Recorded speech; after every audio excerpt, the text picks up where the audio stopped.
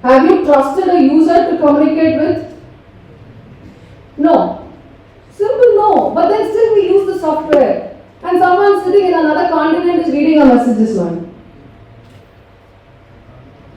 Is it really the fact? We tend to hide the data from our own family members.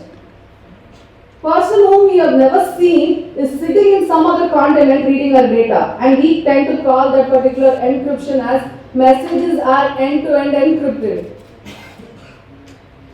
But I have never got a pair of keys for that particular app. I have not got a public key or a private key to add it to the security. Security is one of the four most important aspects of FOSS. When we talk about security, why it is so good is because it is completely vetted by the community. You have people to read the code. People monitor the code. They monitor every aspect of the code. Not only one or two people, a group of people monitoring the code. And we don't have vulnerabilities. If in case you have a crash report, they are going to fix it and release it as a new patch. That is where community also plays a major role. Because when we talk about securities, being in an insecure environment makes us uncomfortable. Like how we are going to lock that particular app. But when we talk about security aspects on the other end, we are going to make sure you are in a safe place without any locking and without any security issues. We are going to send you a pair of keys, public key, private key, trust a user, trust a communicator, and then share the data. And save it on your server. Don't use our server, save it on your server. We have options. If you don't have a server, trust us again, we will have that option for you. Moving across, talking about the opacity, that is the transparency. When we give you the source code to read and understand and publish, make improvements, build, distribute, how is going to this be a problem to us when we are so transparent? Closed environment, do not be so transparent. 83% of the people in US stop using the software just because they are insecure and not transparent. When they face a security issue and understand that the licenses are no longer supporting them, they just stop using the software. They remove the software. But whereas in open source, we make sure every code is transparent to the user to tell him or her that this is going to work perfectly and your data is not ever saved with us. If you lose a pair of keys, we don't have a backup for that. You need to generate a new pair.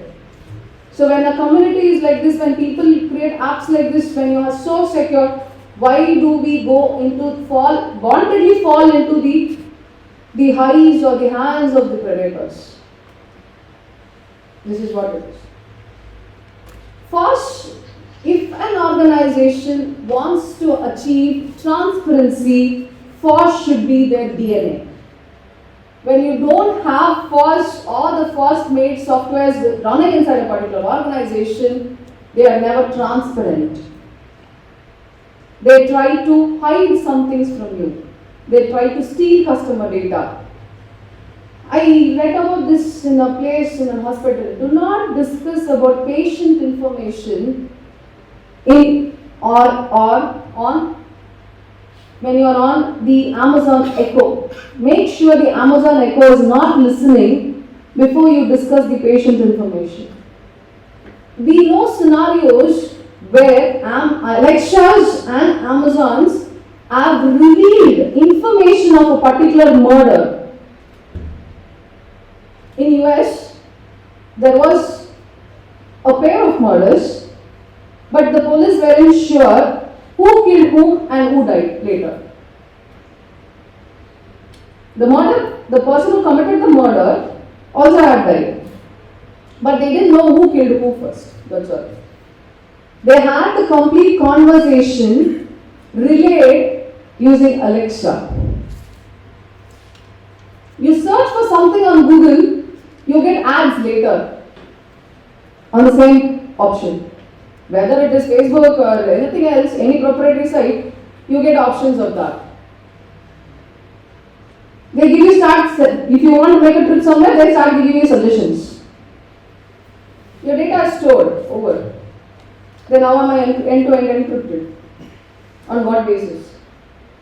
When you have made a search on Google, how does Facebook know about that? Background services. They catch your data. Customization. So as I told you that I was not allowed to do customizations on my computer when I was a kid, I don't have that problem anymore. I can design the desktop however I want because I think it improves my efficiency, it improves my working capacities. I can add panels, I can add widgets, I can change the icons, the way the flash screen loads. I can also make changes to the startup screens, the login screens, everything, KDE, GNOME. You do customization on whichever flavor you want, or if you're so easy to do that, Elementary will help you, Pure will help you, Garuda Linux will help you. It comes with pre-customized options. So when we customize the way we want, it is my system. I have really paid for the hardware. I want to use it in my way. I don't want people depicting me and telling me that this is how I should use. Or if you try to install or partition, your license is void. No. So customization, it always depends on the flavor because I have seen people with 21 screens of desktop having multiple programs and the multiple screens on different desktops. They start navigating between desktops. And when we talk about customization, sometimes people of our community only will come and ask, which OS is this? We hide the particular OS behind us. Correct?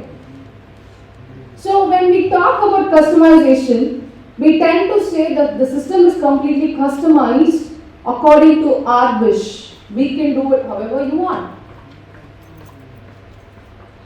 And when you have a problem for anything, again, the community comes out for help. And what do they ask? They simply ask if there is a crash, or if they simply tell you there is a bug. They just ask you to report it in the same way, or how they can redo the same error so that they will be able to fix it. That's what they ask. And that's where the job of the contributor starts in. So that is when you start navigating from a user to a contributor.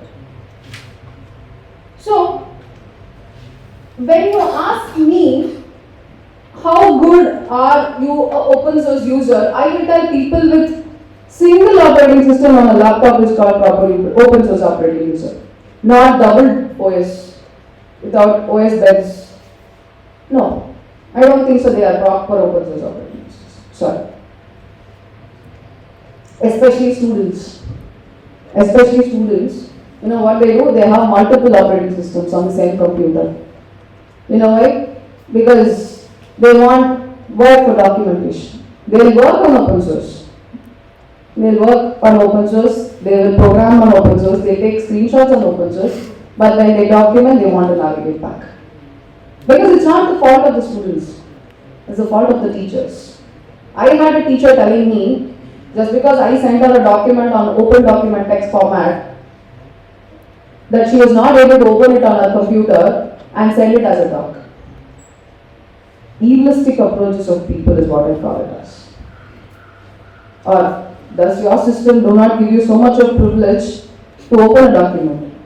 Then why are you even using it? Yeah. So many faculties I've seen that they don't use open source. Yes. They just don't use because they don't want to learn. Blunt truth, I'm telling you in a reputed institution. Women in this community are very, very less. Girls, teachers, faculty, you don't ever compare. They are very less. Ample. You can pick them out. So I tend to tell students, especially women or girls, faculty, co-faculties, I tell them, try to navigate, move on. If you have any problems, we are there to fix it. Your learning capacities will increase. But then what happens is everything is there for a short time. It is only for their usage.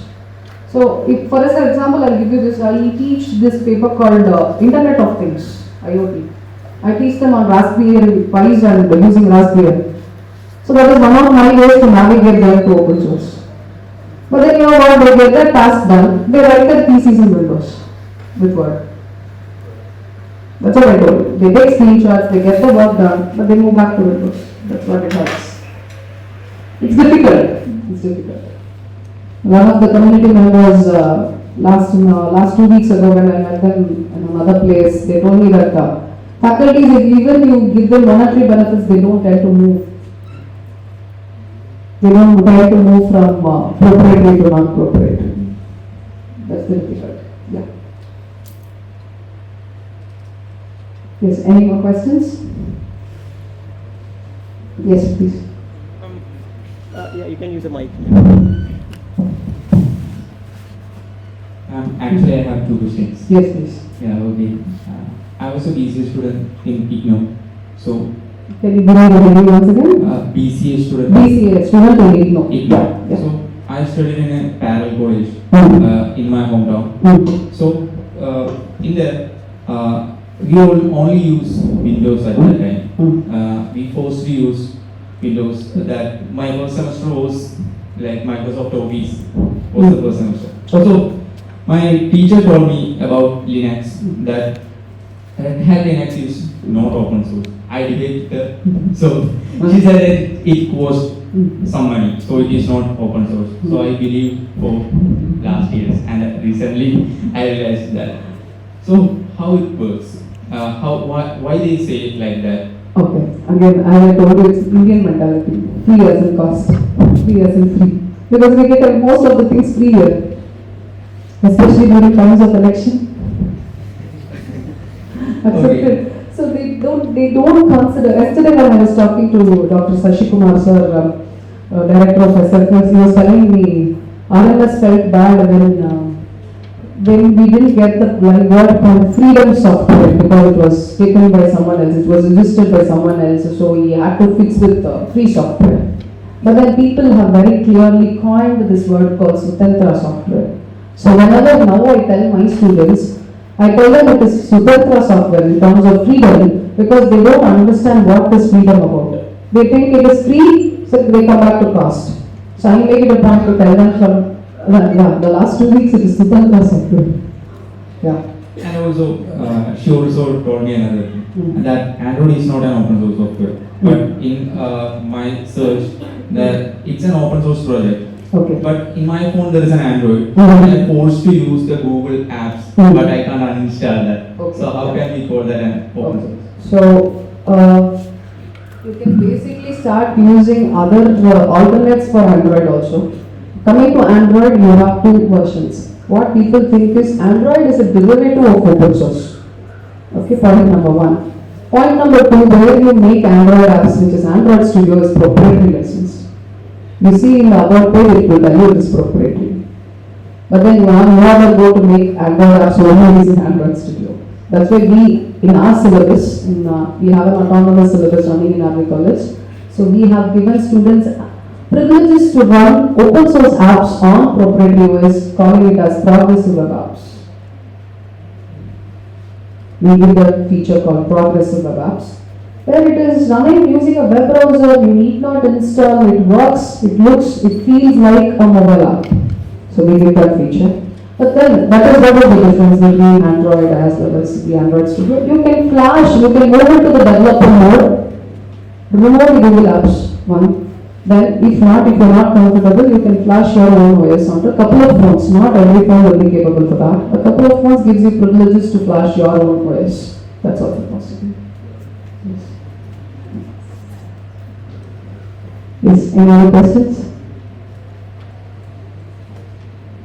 So how, I will tell you one more thing, a factor. Now, just because I started using open source, I didn't stop it from myself. I also tell my students, so I have also convinced my family also to use open source. My father uses open source. He's a proper Ubuntu user. He runs his documents and all these things on open source. My daughter is a proper elementary user. So she also uses open source. She wants to navigate to Debian, but she is very young, she is only 10 years old. So Debian is too big for her for 10 years. So I will restrict them also not to use open source. In that case, not to move to Debian because she wants Debian for customizations. She is my KDE. So Elementary doesn't give you so much of features for customizations until and unless you install other widgets and all these things. So that is the only aspect. Yeah. Any other questions? Yes, please. I think you have a lot of questions because you were busy in the conversation from when I started the presentation.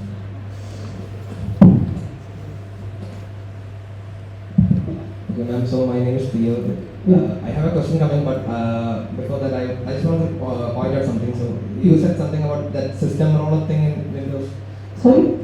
System rollback thing in Windows. Yes. So I haven't used it, but there's a thing called time shift. I think maybe that serves that one. I think time shift will never get you the softwares which you lost. I have not used this, but then I think it doesn't get you the software. If there is anyone user here who are used to time shift, can tell us.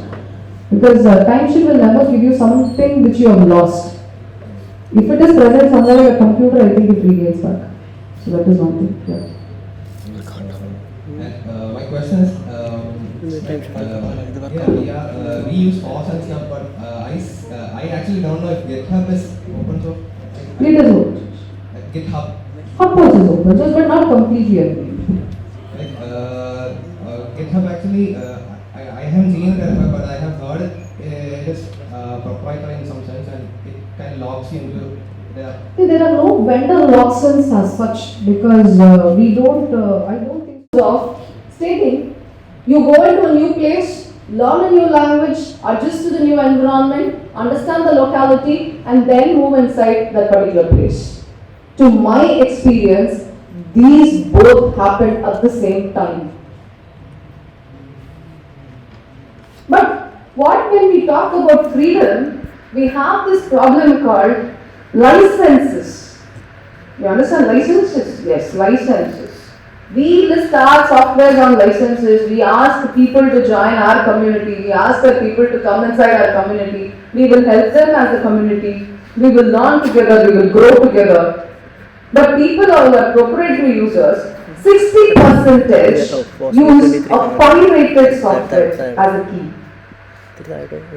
Trust me, this is being given as a source. 60% of proprietary software users use pirated softwares. They have the license keys. They don't connect to internet. They get letters, legal letters. You are using an invalid certificate and unauthorized use. You will face consequences from recognized organizations, the said mentioned organizations. Why? When we have something which is making you learn, which will enable you to learn, why should you use something with a pirated version of it? Cost. What happens in India, being basically Indians, we have this problem. The problem is when we talk about free, we tend to take it as the cost and not in terms of freedom. 2 weeks ago, I had a student coming and asking me for a project. I suggested him a particular software to be used along with the mobile app development and as a cloud database with free software. He wanted to use Firebase. I told him it's proprietary, so not to use that. And then move on to I suggested him another software. He went back, he came after a week. After a week, he came and told me that he is comfortable with the software, he has understood, he has learned everything, he's fine, everything. But then he started like an argument with me. He stated, "Ma'am, you told me that it is free software, but it is not really free software." I gave him a blank look because it was 3 months since I have used that particular software. I thought whether they have changed the license or something. But I asked him whether they have changed the license or did they make anything new. He says, "No, ma'am. You told me it is free software. They are telling me to pay for the advanced versions." Basic mentality of Indians who don't consider free as freedom and they consider it as cost. We call it Sutantra software, the term given by RMS for the FSF. So that will make us understand what is the cost about. It means yes, it is liberty, not price. Free as in free puttus and not in terms of free speech. Free as in free speech and not in terms of free puttus. We tend to understand cost always comes with the free in terms of cost comes with along with the software. Let me tell you, no. It's not so. You have enterprise versions of softwares, operating systems, which will enable a user to use a proper copy of the operating systems for its custom work, a commercial work. But we tend to understand, I'm sorry, you didn't tell me this, sorry. Yeah. So you didn't tell me that the cost in terms of price is not the fact here, but it in terms of freedom. We tend to lose the freedom. When I load a proprietary operating system onto my computer, or it is pre-loaded with a proprietary operating system, when I get a computer with a licensed key, the seller tells me, if you try to format the system, the license is going to be void. If you try to partition the system, the license is going to be void.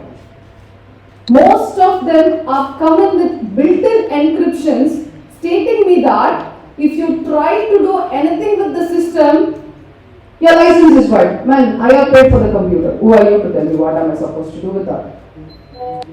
How many of you ask do we ask this question to them? We don't.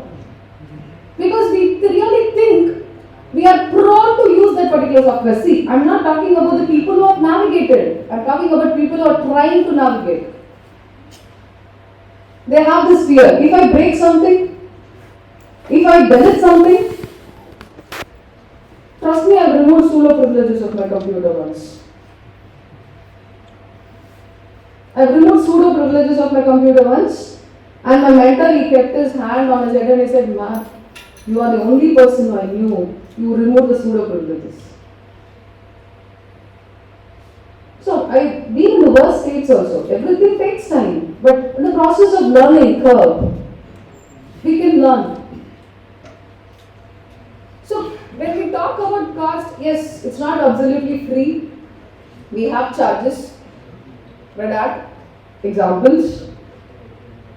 Even some of the softwares like Elementary, if you try to download the new versions, they ask you to donate, or you can also call it as purchase, but they don't force you to pay the cost what they have fixed. They give you your choices also. You can enter how much you want to pay, and then you can then download the soft copy of the software. Mindset of people, the governments especially, why they move into free software. University of Anna University, you know this in Tamil Nadu? So this university is starting to navigate into free software. You know why? Because free software is free. Seriously. Free software is free. Most of the government institutions are starting to navigate because they are fed up about free software, the proprietary software having with a license, then hidden cost of antivirus packs, which will run for a year. Then they will generate virus to attack those particular systems. Once I attack the system, again I have to install a new copy of a licensed software along with another antivirus. Then install other additional softwares. It is also about taking some name or work and contributing more to the software. This will get you more recognition. They will start recognizing you. Most of the time when I ask students, this is what I face here today, when I ask students to navigate, they'll ask me for alternatives. So, however, I tell them that LibreOffice alters Microsoft Office, they don't take that option as a valid source. So I suggest to use LaTeX instead. Better formatting options. Much more with higher resolutions. Droid cam വഴി ആ ഫോണിൽ ഇതിലേക്കിടും. ഇതിൽ നിന്ന് So, But normally they ask me, I want Adobe Photoshop, what is the alternate? Can you give me an alternate? Can you give me an alternate for Illustrator? For Flash? Hidden light. That is actually an alternate for After Effects also. Oh, nice. Adobe After Effects alternate is Hidden light, which you can use it for Flash also. Most of them, they ask alternates for proprietary operating system. But then what about these services? We don't find these services or use most of them because they don't restrict you to do operations on that. They don't restrict you. They give you all convenience. So if it is either SaaS, PaaS or as, they give you alternates. These are all, whatever I've listed here is open source alternates of all these services. Because when we talk about software, I'm not here to talk only about proprietary software which you use daily. Whatever, we should talk about services now, not in terms of alternates of the regular existing softwares.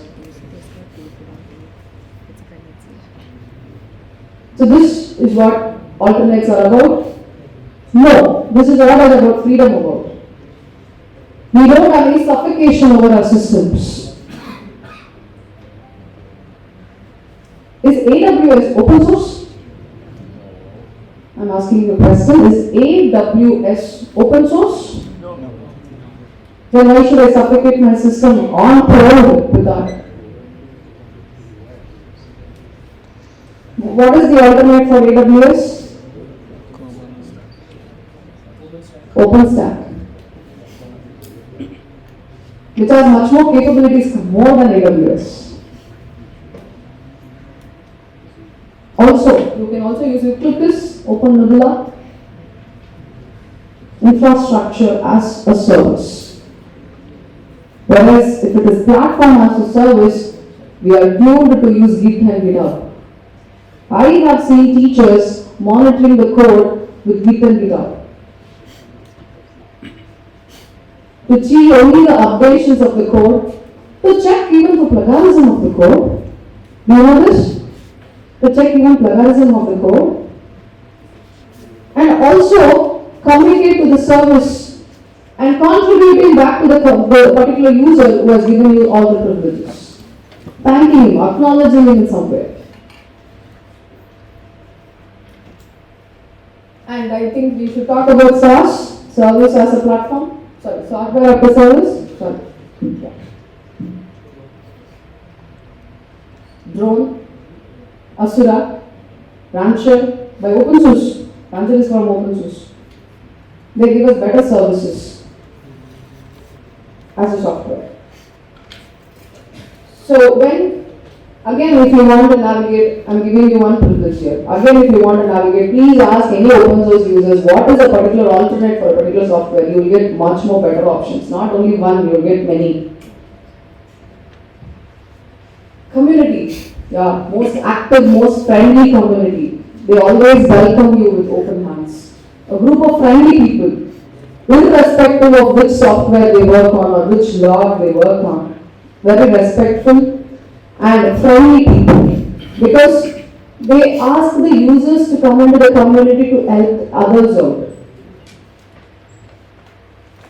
Because what happens when we have something restricting to ourselves, we are not sharing knowledge. We are not learning in the learning curve.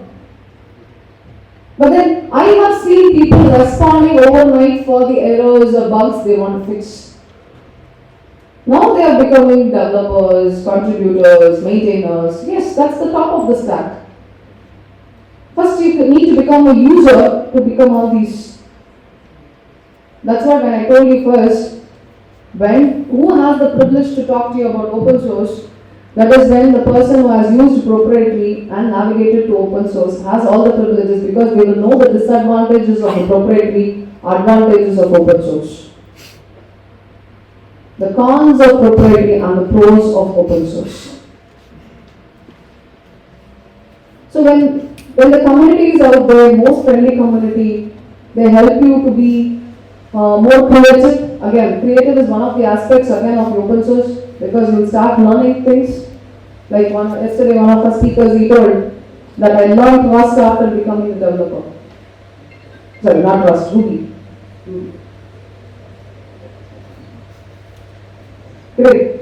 So it enables you to learn more things instead of being tough and not restricting you or making you crash the system. How I did.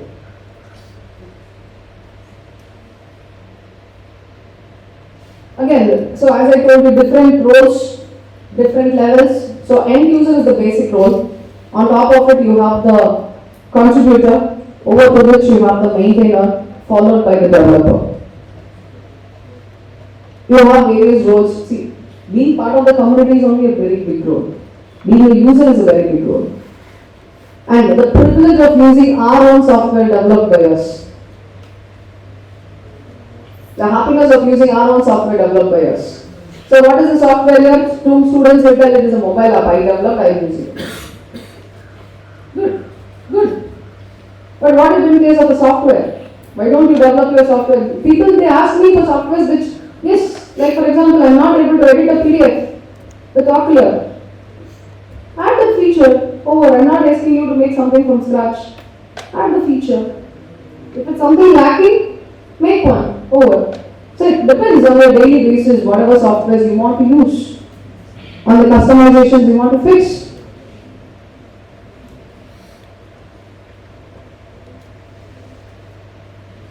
So these communities, they exist over online forums. They create threads, they post, they solve, they resolve issues, and also more than that, they help.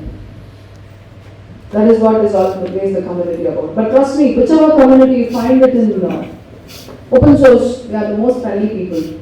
And to add on to that, in India, if you ask me who's the most active community, which state has the most active community, it's Kerala. It's Kerala.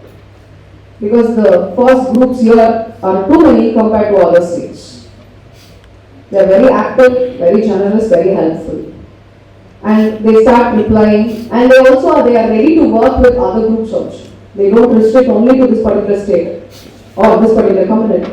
They move on to other groups and they ask them for help also. If they want them, these people are ready to do it. That is again a good community.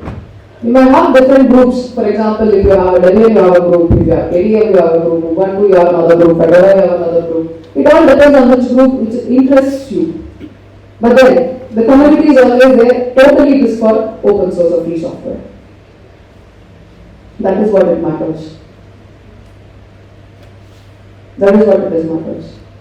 So most of the times, so before I ask you to, if you have any queries, I want to ask you a couple of queries. Can I? Yes, can I? Yeah, thank you. So, when you suggest when do you think a person should navigate from a closed environment to open environment? When is that a person should navigate from closed environment to open environment? You understand what is closed environment? You understand what is open environment? Closed environments are proprietary and open environments are non-proprietary. When should I ask someone to navigate? Sorry? When they are student, I guess. Student, okay, fine. When they are students, yes. When he is willing to experiment. When he is willing to experiment. When he is willing to experiment, when he is a student. Any more to add on? Sorry? Student? Free time, and they have free time. So students are the ones who have the free time. Right? Are you sure about the student? Yeah, when I got into one, I understand that. Okay. Are students really free? Okay, fine. But then that's off topic right now. But then, see, when will I suggest a person to navigate from a closed environment to open environment is when they want to be creative. When they have the learning aspect or they want to grow in life. Compare yourself, maybe you are an open source user, at least for quite some time, or a couple of softwares. Compare yourself with a proprietary software user. you will see your knowledge better than him or her. Because we give you, again, when we talk about open standards, efficiency, creativeness, learning, everything, it enables you to understand your learning capacities increase to another height when the other person is going to be in a standstill mode. And when people have preferences, especially over running an commercial organization, they choose a closed. And I started customizations on that. So this happens when you start working and you want to learn. Now I give user interfaces, better user interfaces to students who want to navigate from Mac. Ethical replacement for Windows and Mac. Elementary OS. You go see the tagline, it will give you that statement. It looks much more better than a Mac computer. It all depends on resolutions. People don't change resolutions. They don't understand how it really looks or feels like. Okay? Yeah. Open standards, where it is really open, we don't have closed. Yes, when we talk about standards, we have various forms of licenses. Again, a better example for this is internet, which is as an open license so that everybody is able to use internet. But what if it was a restricted state? When they are restricting you not to use internet just because it is licensed under the proprietary format. We will never have capacities to use internet. It will handicap us. Just imagine a world without internet. No growth. There is no growth. So when we have given you a computer, when we have given you internet with open source license actually, yeah. What stops us from learning? You have all the capacities to learn. But then, we are not in a closed environment where only the particular company can come and fix your bugs and do not tell you what that bug was for or how it happened and how it crashed your system. But then, still, they fix the bug for you and they send you back. But what is your learning here? Your growth stops. Your learning is stopped. You don't tend to move. So open standards as well as the licenses gives us various privileges to use them and also help them to understand. Yes, again, if you find a bug and if you are capable to fix it, please, you are welcome. You can come do the honors. We don't stop. But again, it is all matters of open standards and not the closed environments where you release the document, how you release the source code. How do you document it? But then, what happens when we make a software? I have seen students, if they make even a small module of code, they are not willing to share to others. They don't want to share it with others. Just because, you know why? Because they will get more marks. The other person will get more marks. Yes, students exist like that. Because it's not only about sharing, but then they don't want to grow or spread knowledge. But actually, open source spread knowledge where you will learn how things work and also understand how it is going to be implemented in the future. Yeah, Bruce Burns, okay, he is the creator of open source definition. He mentions 6 criteria that open standards must satisfy, where the 6 are availability, maximize end users' choice. That is, you give choices to end users where you don't have only one software to do photo editing, you have multiple, you have many, where you can choose. And also, end users, you do not restrict to be a particular category of users. It can be students, it can be teachers, it can be working professionals, it can be the government, anything for that matter. So you don't restrict a particular category of users to use a particular software. And then, you have no royalties, no discriminations, extensions on subset and predatory packages, including patents. This is where copyleft comes in. You know this word called copyleft? Copyleft? It's the vice versa of copyrights, so that the person who makes the software doesn't have privileges over it and it is not being bound to standards. That is called copyright. But then, when we have all these things and still we are welcoming new users, people still sit back there and they say they want proprietary. How good is that? So who is blind now? Who doesn't want to open their eyes and see, witness the world? A company called Gartner predicts 30% of the annual growth rate in every organization happens when they use open source and free software. 30% of annual growth rate improves with open source. But then, I still see only companies like Dell and Lenovo releasing laptops suitable to run Google Linux by default. Couple of models, not every model, couple of models.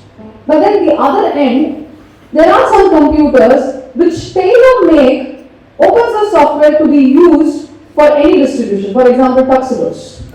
It's a company in US which gives us privilege to run KDE versions of Ubuntu onto the computer, or also again I think it also gives another option of Fortran.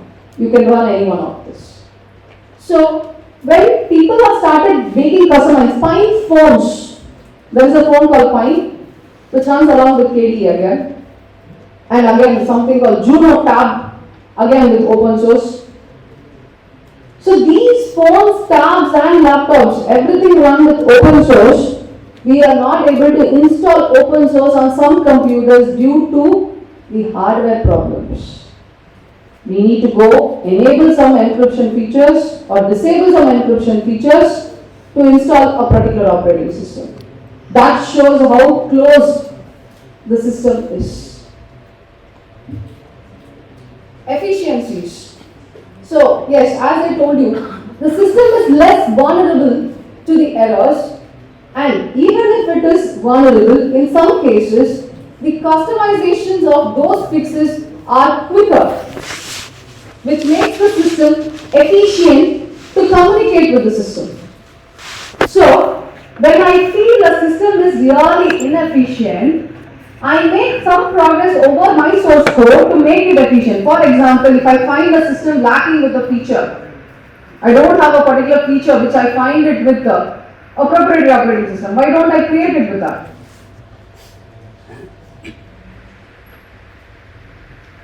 Adobe PDF. Have you heard about this software? Yes. Adobe PDF Reader or Viewer. So this software has an option to edit a PDF. But of course, with some cost. Yes. Yeah. You have other online editing tools also to edit the PDFs. But then, you know what? More sustainable software is Ocular PDF. Have you heard about this? Ocular PDF is the most sustainable software because the amount of RAM it consumes is less compared to all the PDF readers, and it has been proved. It's environment efficient, proving its efficiency. This Ocular PDF reader can be used with or installed with other distros of GNU Linux also, but then whenever you use it, the RAM usage of your particular computer is going to be pretty relatively less compared to other PDF readers. Check about this if you don't know about that. And now they have taken a resolution, whichever software they try to make is going to be able environment. Yes. But then, that is what we are going to talk today about. We have been a proprietary user and navigator to FOSS. But why did we become a proprietary user at the first place? We were being forced by different entities at different points of time at different places. But what happens when we stop using proprietary and move to open source?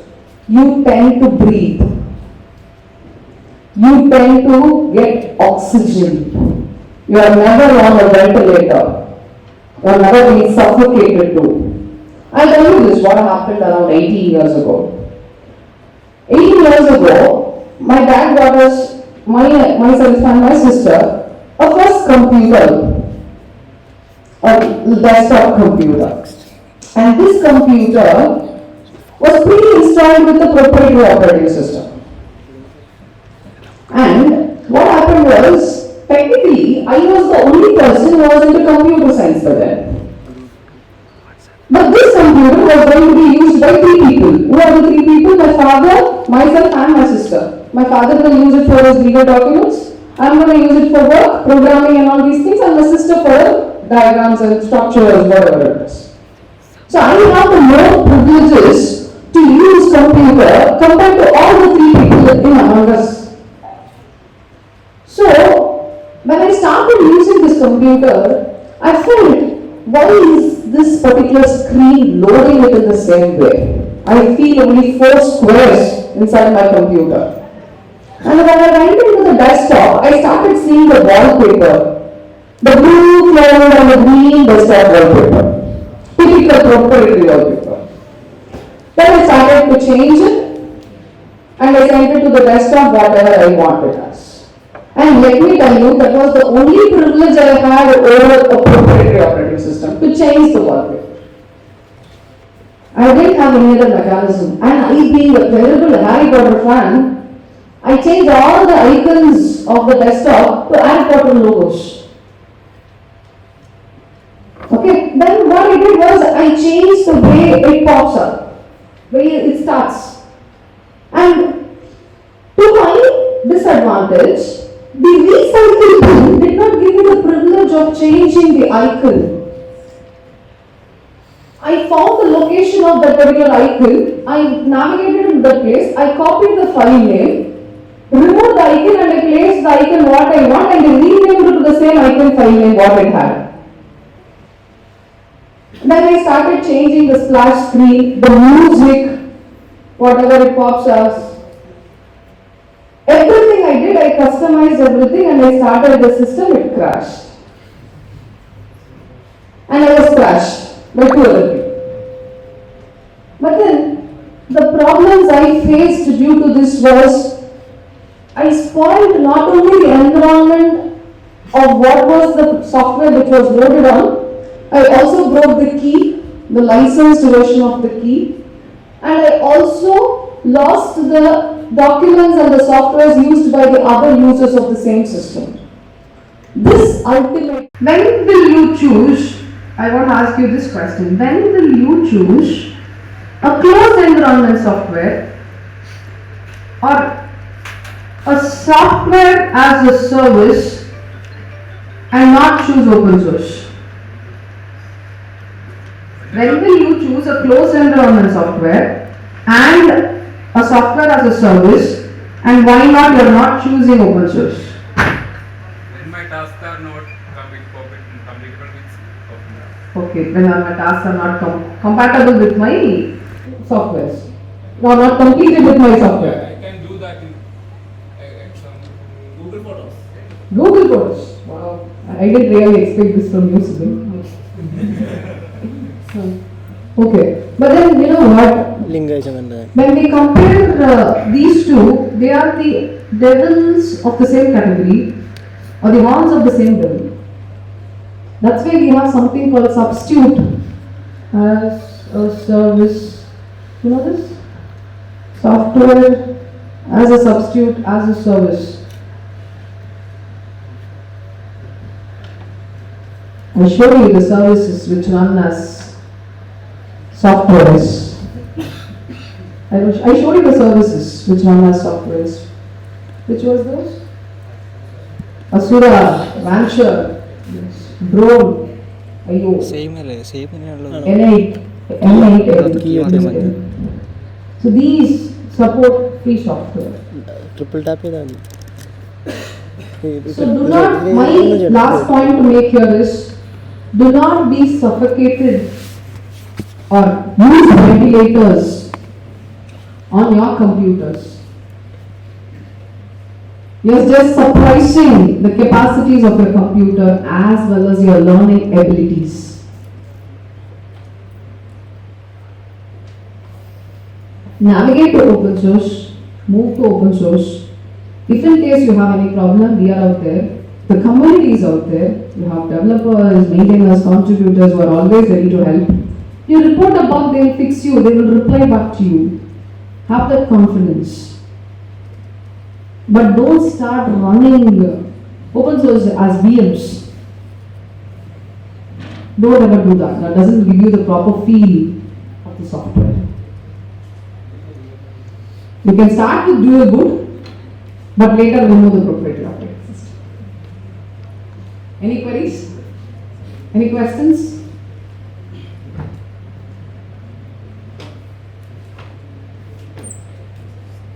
Yes. And Mike. you earlier Right. mentioned, Sorry? as you earlier mentioned, Hmm. not to use Firebase database. Oh yeah, 5 years. Can you please elaborate on that, because we are going to make a React.js project with backend. That's 5 years. Okay. So Firebase is a proprietary operating system which is completely handled by Google. So the licenses of this, what they tend to do is they give you about 5 projects to be run with free licenses on Firebase. After which they start asking you to pay for them and all these things. But the problem is, what if they stop this service at some point of time? It's gone. And moreover, apart from stopping the services, they also have the hack of holding you a couple of services when you don't start to have open standards. When my messages are not end-to-end encrypted, when I'm able to get data from whatever I've searched on Google onto another app, how are these holding on? So better if you want to use JavaScript, is it? React.js. If you want to use a proper cloud-based open source software, you can try with Back4 app. Back4 app. BACK4 APP. And ma'am, what about where should I deploy it? OpenStack will be. Yeah, OpenStack is lower than it works. Yeah. Yes. Any other questions?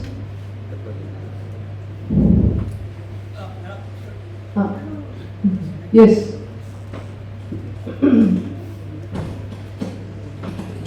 Ma'am, you mentioned that your teacher said Linux is one of the most. I mean, after that, you didn't mention how your transition was from that phase to. Okay, so you want my transition. Okay. So when I started with Linux, I felt really uncomfortable because everything was new to me. And when I moved on to, I am a proper Debian KDE user for the last 10 years. So I use only Debian. I don't have any other distro. I don't know why, but then I'm tuned to it. So I think Debian, because it is the universal operating system or mother of operating systems. So I use only Debian. So I started with Debian. And then, yes, sometimes I had a lot of hiccups because I didn't understand how sudo works as I removed it.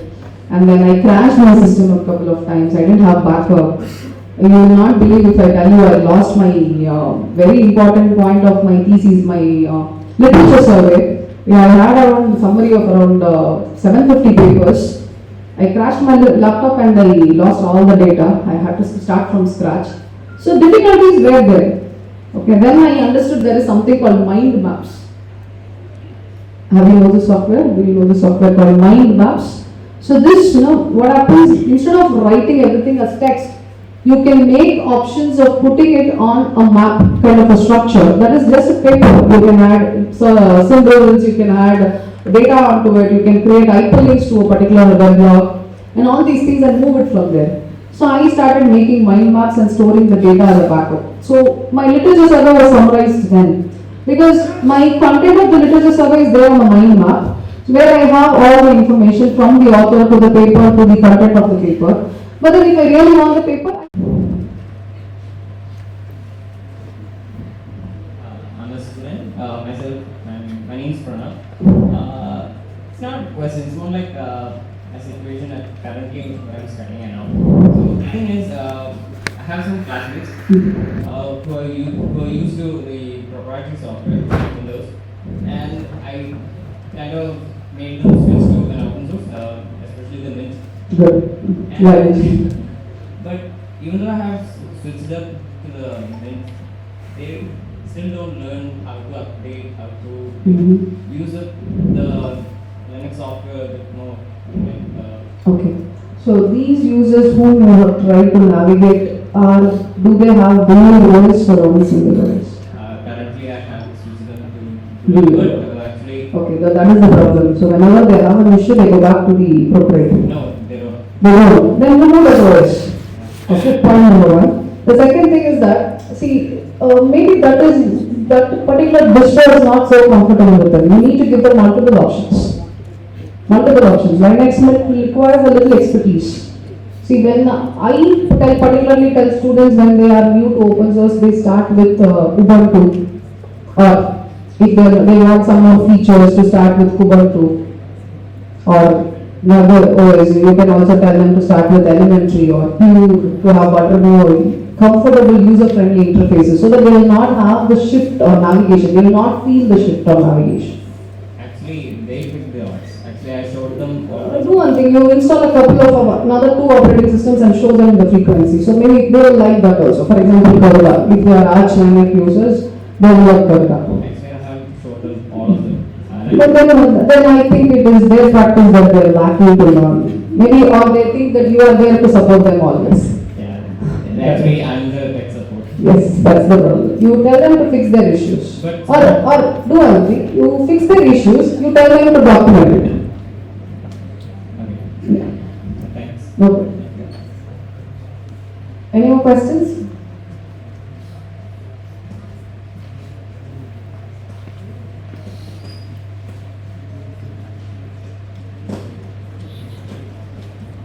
So these are the resources, these are the references. So you have another question? Yeah. Hello, my name is Advait. Don't throw rocks at me. I am a primarily Windows user. But That's okay. See, we take time to navigate. When your time comes, is with you. That's all. the thing I want to ask is it possible to have a synergy between proprietary software and open source? Because I myself am using a Windows laptop and an Arch Linux server, and I'm also using Arch as a WSL, like Oh, the God. You I'm need a also an Arch user, but I also like കുട്ടിയാ. because വൈര് ഞാൻ ചില It's friendly to you. yeah, it's very friendly and nostalgia factor also. So, what are your opinions on the synergy between open source and proprietary software? Clash of Titans. But The clash of Titans. See, what happens is we are tuned to use the mindset of the particular software. That is the problem. When you didn't have that option, just imagine Microsoft closes tomorrow. You will not have any updates. You will not have any problems or bugs to be fixed. Then what you will do? You will ultimately move to open source. Great. So this is again actually your decision whether you want to completely move from open source to, move from proprietary to open source. Because when you say it's your liking and it's your nostalgia and all these things, I think it is left up to you. But then, can you take a challenge? Okay. Why don't you use only open source for 6 months? Okay. But one condition, you should remove Windows. You should remove Windows and use open source for 6 months. Take up this challenge. You will completely navigate only to open source and you will never go back to Windows. I promise you this. try my best. I will give you my email ID. After 6 months, I expect an email from you. Okay, I'll try. Sure. Take up this challenge and you'll see you define your learning capacities, learning capabilities and see how it changes after 6 months. I'm pretty sure just because you use open source along with proprietary, your learning capacities have not stopped. It is growing, but not to the substantial limits. So once you do this navigation, it's going to shoot up. Thank you. Yes. Any more questions?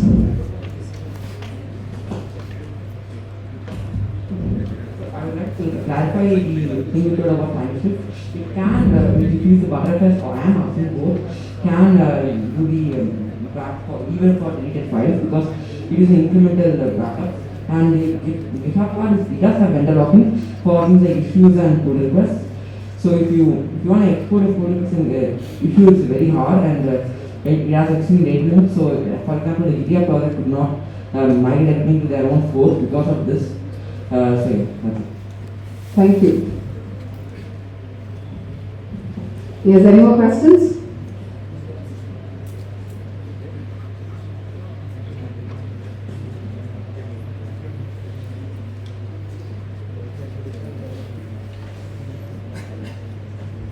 I have a silly question.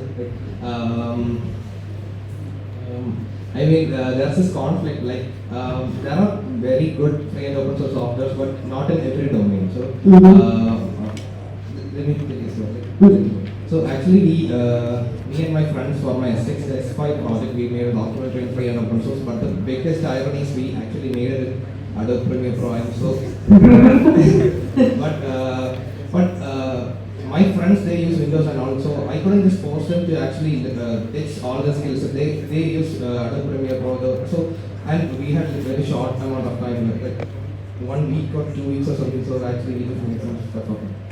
So I cannot just force them to we are actually making a FOSS documentary on FOSS, but actually it is made on Adobe Premiere. So I cannot just force them. So yeah, but we actually used free and open source software. So like for the title drop, we use Kden Live. For the logo part, we use Inkscape for Neowave for notes, and we Audacity for the audio stuff. And we use FL Studio also. But so my question is, if the FOSS counterparts are aren't like as good as the proprietary ones, would you still use the FOSS ones, or would you use the proprietary ones? So because in the case of video editing, I wanted to use, like for our documentary, I actually wish to use a free and open source video editor, but the thing is that Kden Live is good actually, but it doesn't have a hardware acceleration. It's kind of messed up, and all of this currently in alpha shortcut is too simple.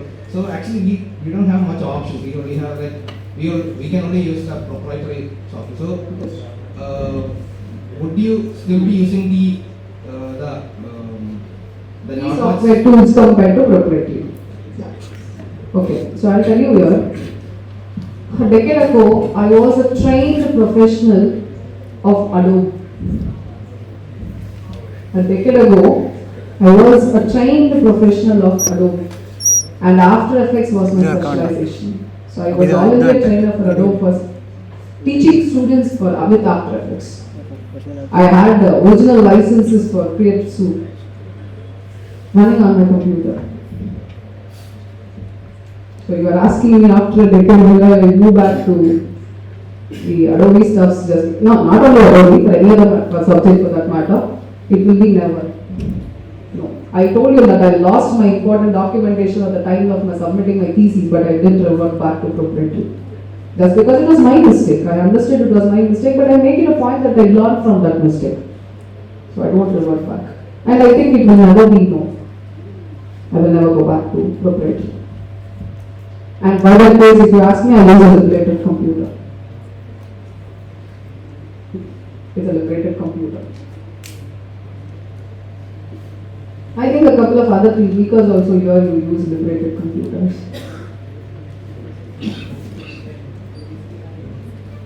Any more questions? Because of the time constraint, we're wrapping up the Q&A session, guys. So, thank you. Thank you so much. Kind of you, wonderful audience. Keep up the good work. Very awesome. You guys really got, your community is very, very good, done, established. You guys are simply brilliant, and I'll tell you what, out of the states I have seen, you are the only state who has the privilege to start with open source at a very young age. Continue it. All the best. Thank you. Thank you, ma'am. And I believed her for 5 years before I moved on to open source.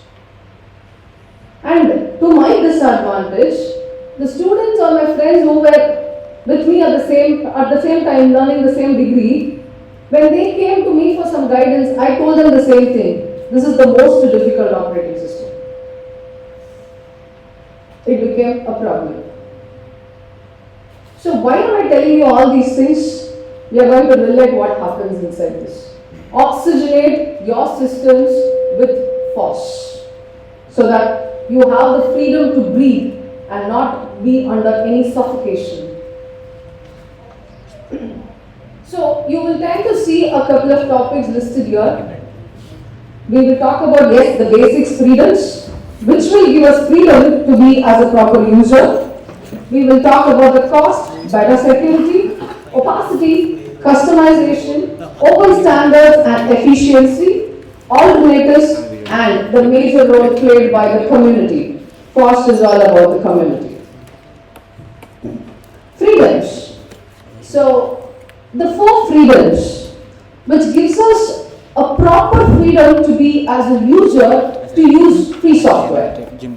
These freedoms were listed by Dr. Richard M. Stallman in 1986, and he gives us the freedom to run a copy of the program, study a copy of the program, redistribute, remake the same copy of the program, and also have the freedom to release your improvements to the same software. So basically, run, make, redistribute, study, make improvements, and give it to n number of people under the GPL license, of course. But then you have your own versions of the software. Is there any non-proprietary user in this particular room? Is there any proprietary users in this room? Oh, that's okay. But I will never call you as a proprietary user. Do you use internet? You are an open source user. Internet is licensed under free software. Do you guys know this? There are different types of users actually. A couple of people here who are going to talk after me, they are being the developers, maintainers, contributors, so it's a big stack. But the major foundation of the stack is called as users, end users. So I am the person who is going to always navigate these end users to move into the community and then get started with the roles of being the maintainer, contributor, as well as the developer. So that is my responsibility. People in Kerala are really privileged. And